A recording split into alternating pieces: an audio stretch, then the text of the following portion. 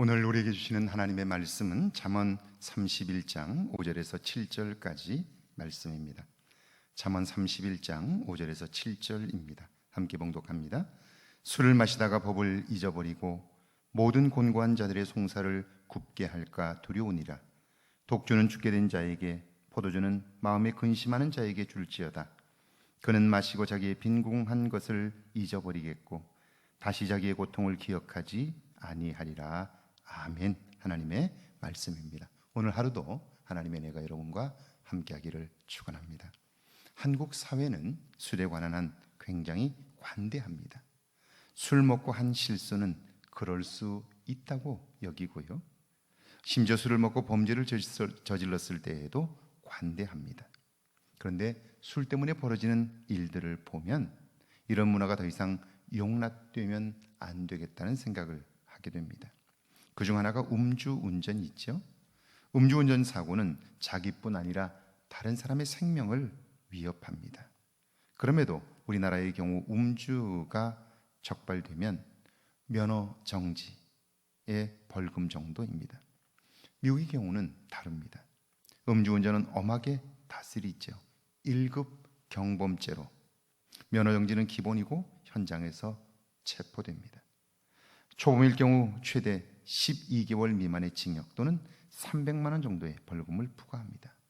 초범, 재범과 상관없이 알코올 혈중 농도가 0.15에서 0.20 이상이면 무조건 실형을 선고받습니다.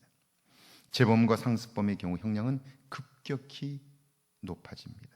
자신뿐 아니라 다른 사람의 생명을 해할 수 있기 때문이죠. 오늘 5절에 보니까 술을 마시다가 법을 잊어버리고 모든 곤고한 자들의 송사를 굽게 할까 두려우니라. 유현종 작가의 소설 임꺽정전에는 마시면 주저앉아 일어나지 못하는 술에 관한 이야기가 나옵니다. 소위 안전뱅이 술입니다. 충남 한산의 소곡주를 일컫는 말인데, 술이 달고 맛있어 과거를 보러 가던 유생이 목만 축이려다가 주저앉고 말았습니다. 정말 오랫동안 공부하고 이제 그 과거를 보기 위하여 떠난 길인데 그 술 때문에 결국 기회를 놓쳐버린 거죠. 술을 빚던 며느리가 젓가락으로 술멋을 보다가 너무 취해 그 자리에 주저앉았다는 이야기도 있습니다. 만약 왕이 술에 취해 법을 잊어버린다면 어떤 일이 벌어질까요? 송사를 굽게 할 수밖에 없고요, 그렇게 되면 자신뿐 아니라 나라는 엉망이 되고 마는 것입니다.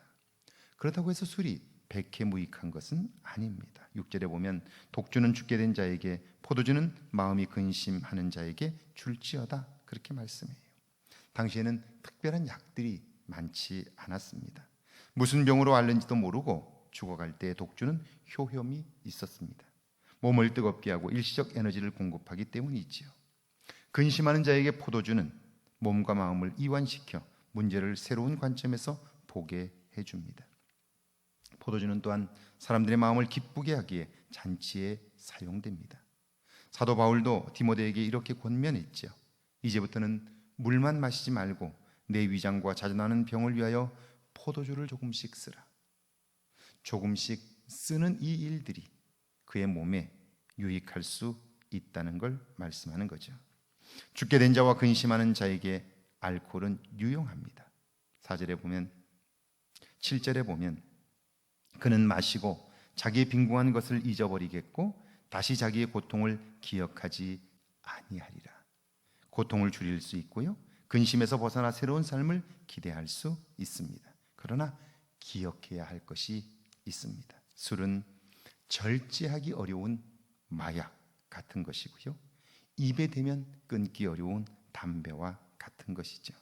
한 번의 실수로 지금까지 살아온 인생 전부를 무너뜨릴 수 있고 불명예를 안을 수 있습니다. 왕이 만약 술을 절제할 수 없다면 그 자리를 지킬 수 없지요. 주변 나라의 조롱거리가 될 수밖에 없는 거예요. 믿음의 사람들 역시 마찬가지입니다.